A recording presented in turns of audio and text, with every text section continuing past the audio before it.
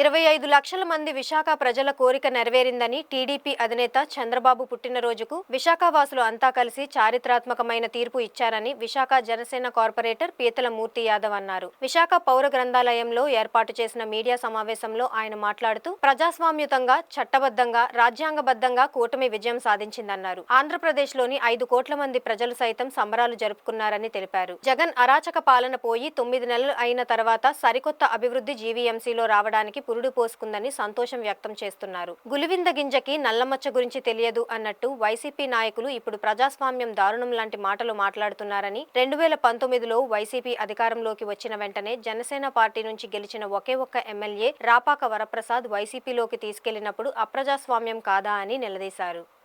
Telugu Desam party అభ్యర్థి చనిపోతే నైతిక విలువలు లేకుండా అప్రజాస్వామ్యబద్ధంగా మీరు ఒక ఇండిపెండెంట్ అభ్యర్థిని రాజ్యాంగబద్ధంగా కాకుండా రాజ్యాంగ విరుద్ధంగా మీరు నించోబెట్టిన నీచమైన వ్యక్తిత్వం కలిగినటువంటి వ్యక్తులు మీరు. ఇదే తెలుగుదేశం పార్టీ ప్రజెంట్ తూర్పు నియోజకవర్గ ఎమ్మెల్యే వెలగపూడి రామకృష్ణ బాబు గారు సాప్రియా రిసార్ట్స్ ఎదుర్కొంటూ ఉన్నటువంటి ఆయన స్థలం బలవంతంగా బెదిరించి వైసీపీ మాజీ మంత్రి బలవంతంగా దోచుకున్న మాట వాస్తవం కాదా?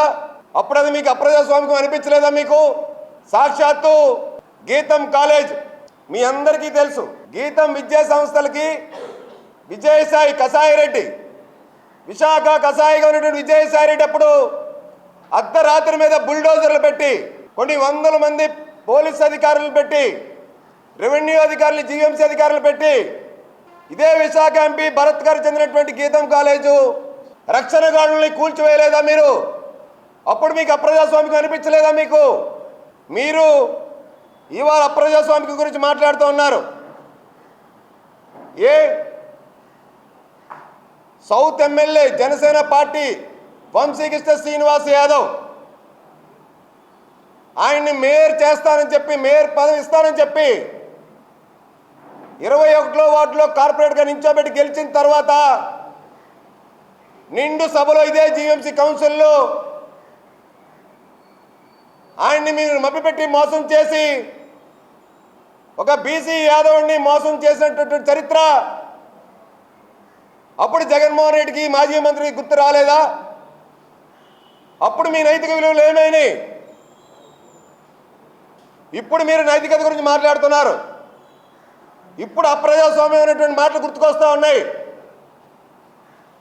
మీ పార్టీ జెండా వైసీపీ జెండా కోసం అక్కేపాలెంలో 63 లక్షల రూపాయలు ప్రజాధనాన్ని ఖర్చు పెట్టి మీరు అక్కడ స్తంభాలు పాతి మరి జెండా ఎగరేశారు. మీ యొక్క వైసీపీ జీవీఎంసీ ఫ్లోర్ లీడర్ అప్పుడు అనిపించదు మీకు అది అప్రజాస్వామికం అని?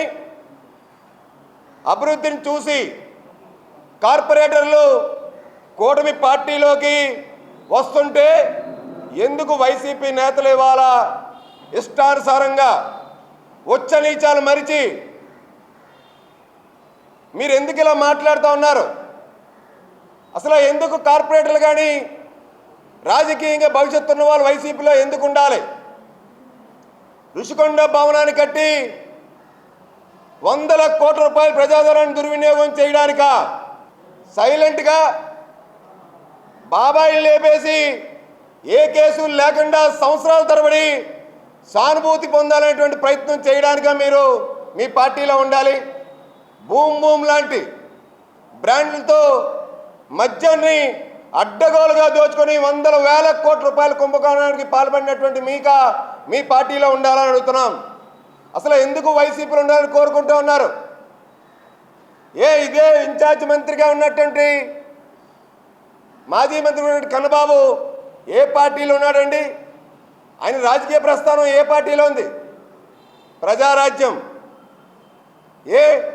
ఆ రోజు నైతిక విలువలు